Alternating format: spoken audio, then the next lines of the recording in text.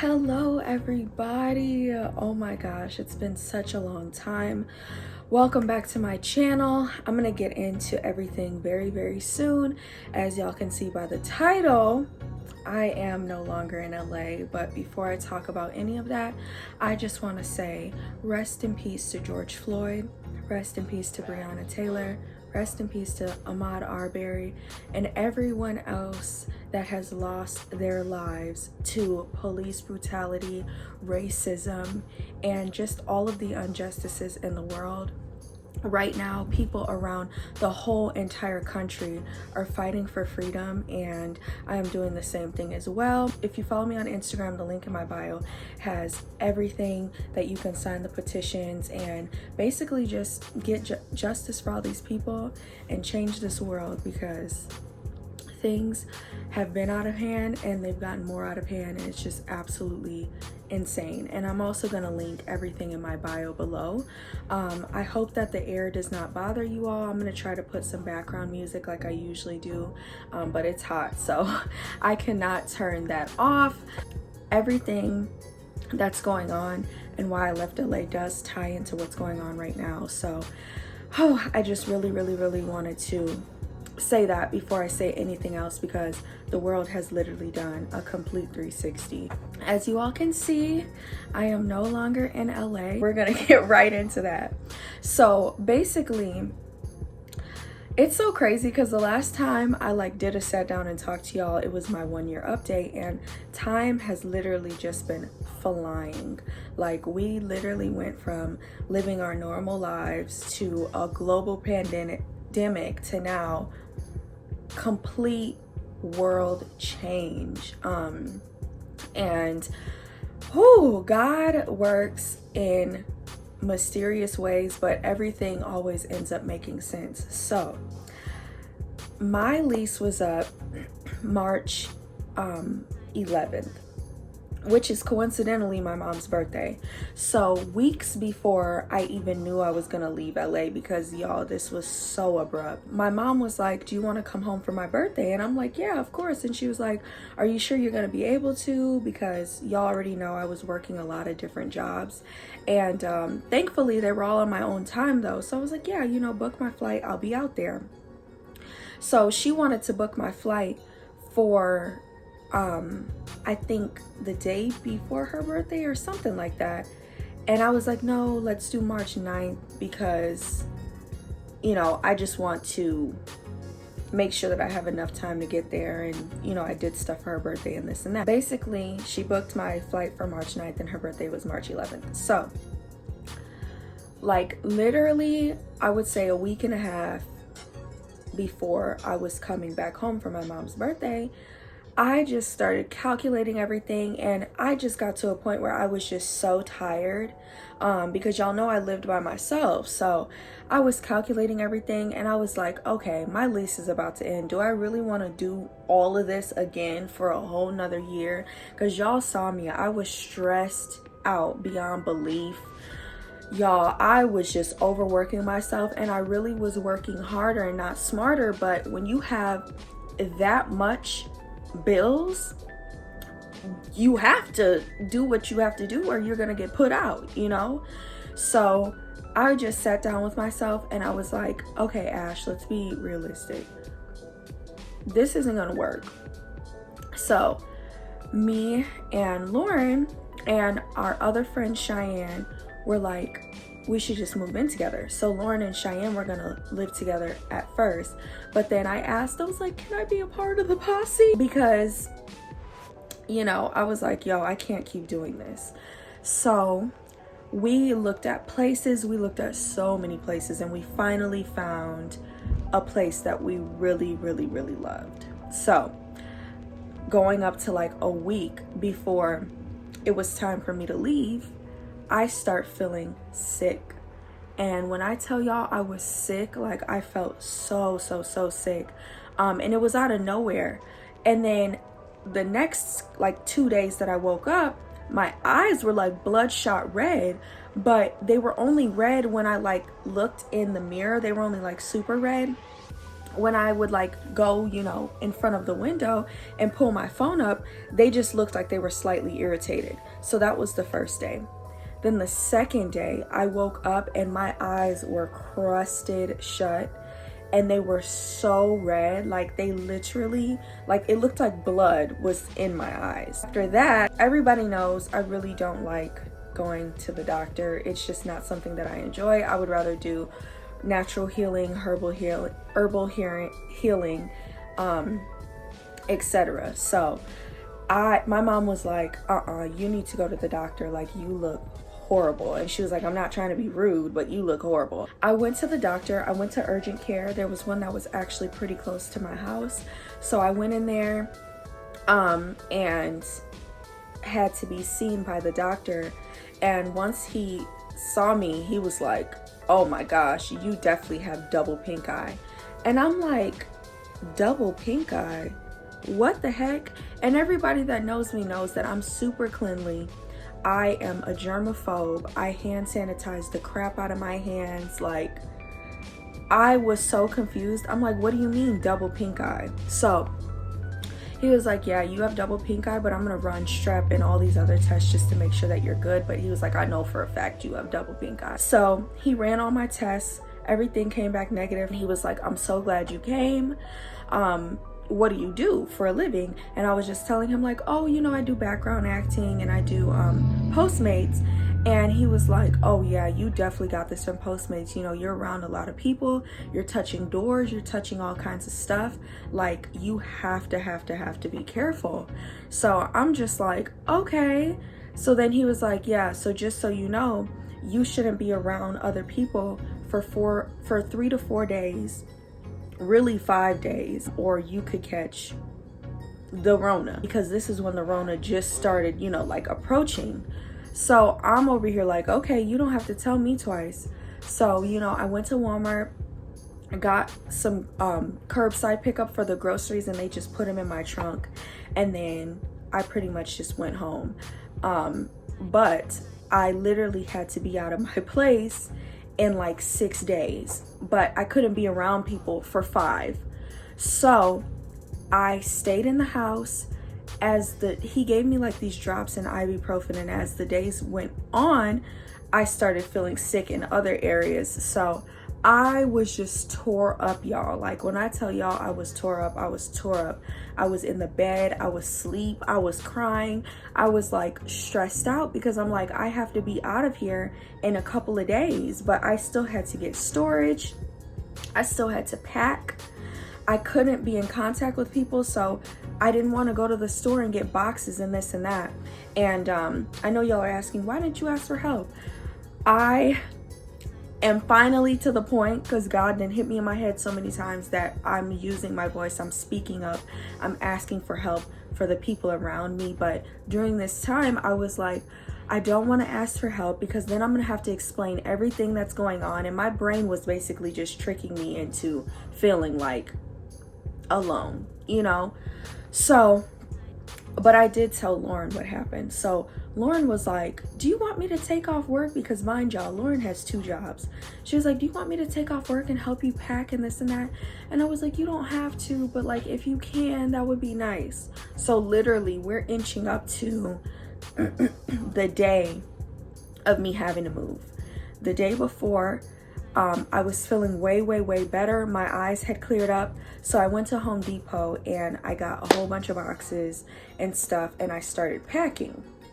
And this was literally like, like 5 o'clock in the morning, I think Home Depot opens, the day that I was moving. So I got boxes, I started packing stuff up, and then I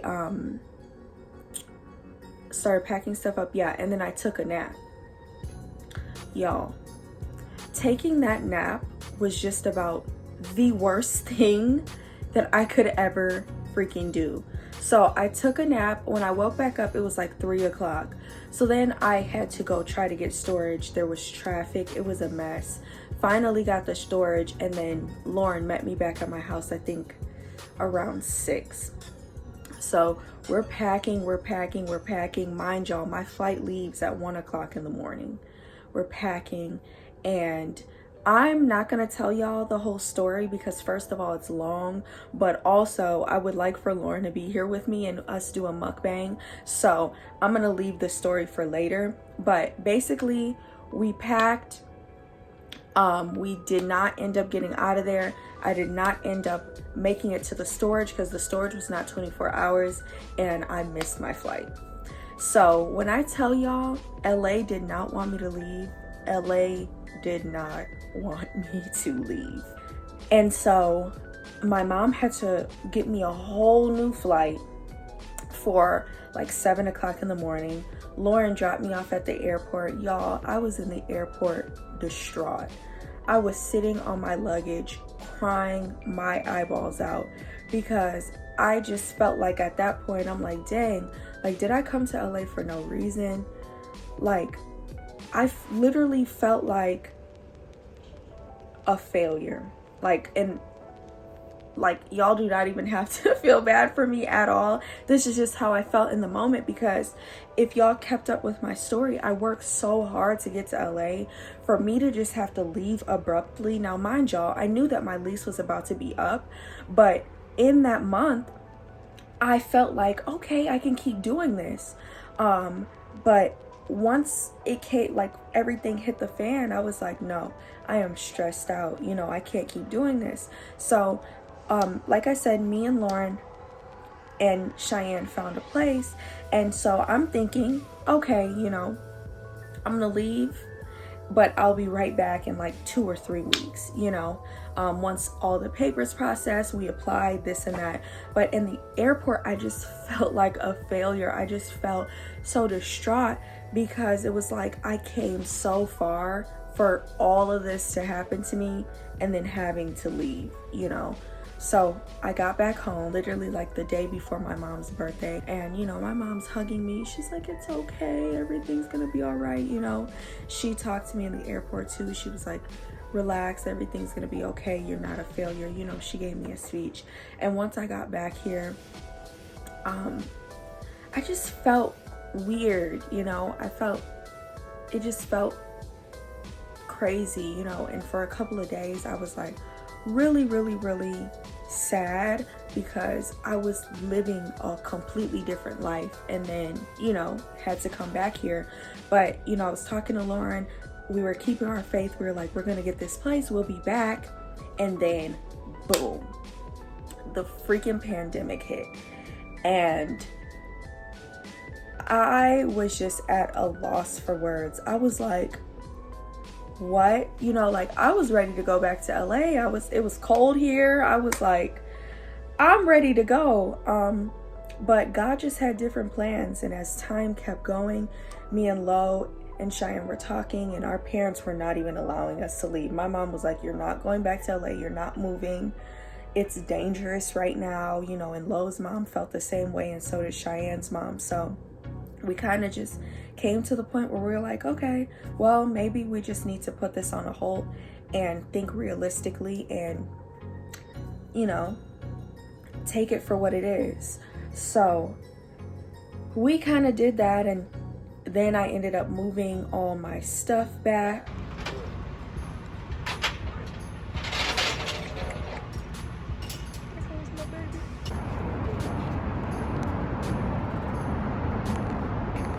Go, one more. Lauren, which I love this girl with my whole heart and soul. She literally packed up all my stuff because, oh, I didn't say that because I didn't want to like give up the whole story, but I had to end up leaving all of my stuff in LA and just get on the flight. And so Lauren took my stuff back to her house and she put it into the storage that she had at her house, which, when I tell y'all, Lauren is God sent. Like, I love this girl with all my heart. Woo, okay, let me not get emotional. She has done so much for me in such a short amount of time of us knowing each other, and I'm just so grateful for her. So I ended up having to get my car shipped back. I ended up having to get all my stuff shipped back. And y'all, I was shook. I was like, okay, but I was still keeping my faith. I'm like, yo, you know, I'll just stick it out. Before I get into what's going on right now, let me just say some reasons why I left. Other than me actually having to leave, I absolutely love and adore LA. LA is my home. I still feel like a little piece of my heart is there. And so I would never, ever, ever bash LA because LA has been good to me. But I will say that one thing that is not for the faint of heart and isn't the best about LA is that in certain areas, of course, because I felt at home where I lived, the energy is just off. You know what I'm saying? Like, you go to Hollywood, you go to all these places where so many people have died and there's so much homelessness and so many things going on that the energy is just so weird. It's so off. And I found myself longing for this nostalgia that I feel when I'm in Chicago, you know?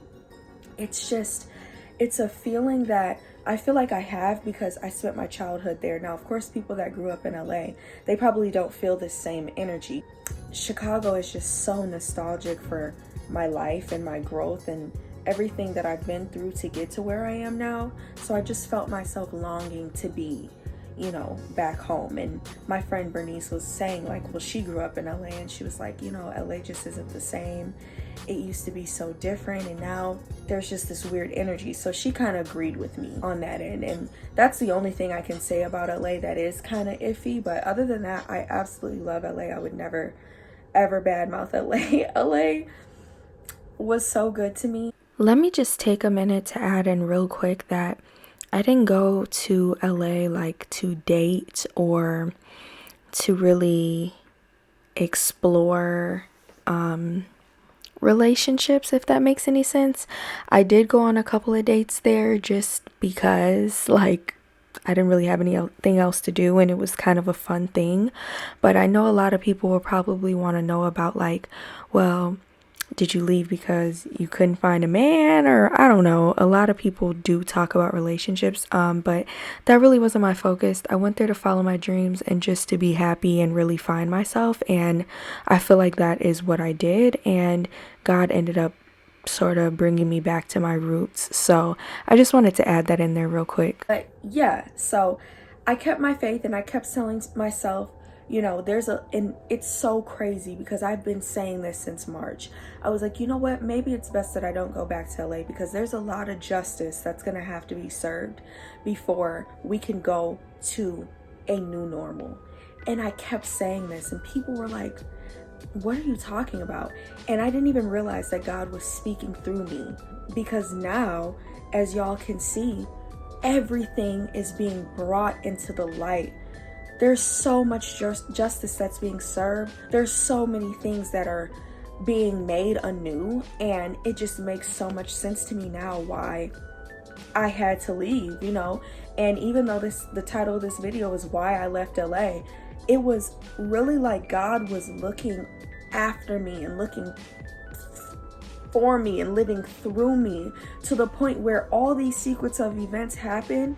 And now we are where we are, and I couldn't be more happy to be around my family because if I was in LA, I probably would have been with Lauren living at her house because I don't think I would have been okay with being by myself because, you know, I was sick. I was just seeing dark times and I really, really, really had to leave LA to be brought back into the light and for my brain to be able to process everything that I went through and realize that it's not okay to be going 600 miles a minute every single day. It's not okay to jump out of your bed and have to go work every single day. Like, it's not okay. And I feel like the pandemic has made us realize how important family is, and not only that, but slow us down and bring us back to what we really, really, really should be doing, opposed to what we're forced to do or what we feel like we have to do just to make it in this life. God did not want us to live this way. He didn't. We're supposed to be at peace. We're supposed to be happy, and we're supposed to be living in our purpose. Whew, I'm sorry, y'all. I'm talking a lot. So yeah, that is why I left LA. And now everything is just making so much sense. God really had his hand over me, and I'm so thankful. And you know, I could never, and I've had a couple experiences in my life where I'm like, I don't care what nobody says, God is real, but I could never question God after how these series of events played out. And I've been brought back to my family and to love, and feeling like, wow, I have so many people that really are in my corner that support me. And it's so necessary during these times. You know, people are leaving this earth so rapidly, and it's like you just never know when the last day is gonna be. It's so important to be around your loved ones. And yes, you do have to live your dreams, but what I realize now is it's not about where you are, it's about who you are. I know what I bring to the table, so no matter if I'm in Chicago, if I'm in LA, if I'm in New York, if I'm in Africa, if I'm in Australia, if I'm around the world, I know who I am. And thankfully, with social media and everything that I do being so global, I don't have to be in LA right now. I'm just forever thankful and grateful that everything played out the way that it was supposed to. I can honestly say, again, I know I said it, but that God really had his arms around me, and my ancestors and my guardian angels really guided me back home when I needed to be back home. And I'm just thankful. So I love y'all so much. As you might have noticed, I didn't call you all the Any Army because I don't know what you all's new name is gonna be. I know I keep changing it, and I know I really did like the Any Army, but I just feel like there's a better name for you all. Something that's more meaningful, something that's more positive, and something that will bring you all closer to not only me, but to your own purpose. So I've been thinking, I have a lot of background meanings around a lot of signs and signals that I've gotten when I was in LA. So I've been pointed closer to butterflies. I have some in my room. I don't know if I want to call you all like something that has to do with butterflies, something that has to do with like your intentions and your purity, and I just don't know. But comment below if you have some new names for what you all want to be called. I'm going to be thinking about it as well, but I just wanted to get on here and basically update y'all before I moved ahead with the new videos that I've already filmed and that I'm filming today and that I have for y'all. So I love you so much. Thank you for sticking through with me. I know I haven't posted in 2 months, but I really just wanted my room to be done. I really just wanted myself to be at peace, and for me to know why all of this has happened before I got on camera and just, you know, was outraged or felt a certain kind of way, because I really did want to be back in LA. But I just know that everything happens for a reason. So I love you all so much. Thank you for watching, and thank you for supporting me. We have really huge, big things on the way, and I love you all so much. So make sure that you all check the description below. Sign the petitions. Breonna Taylor's killers are still on the loose, and that's not okay. We also have to have justice for Julius Jones. He was racially profiled and set up, and he is now in jail, and we only have about 100 some days to get this petition signed so that his jury can be reopened, or they're gonna execute him, and that's not okay. So I'm gonna link everything down below. We have to stay strong, we have to unite right now, and we have to know that everything is happening for a reason, and that 2020 is not canceled. This is the year of 2020 vision. Everything is being brought to light. We could no longer go on the way we were going. We had to be brought to justice, and all of this had to happen. Everything had to be unveiled so that we can live a better, more positive, stronger life for the people of the US and of the world. This world cannot be a dictatorship. We were put here to live freely and to live purposefully, and that's why everything is happening. So I'm sorry, y'all, I just went on another tangent, but I just have so much to say, and I'm gonna keep talking in my videos. I love you all so much. Thank you for watching for real this time, and I will see you all in the next video.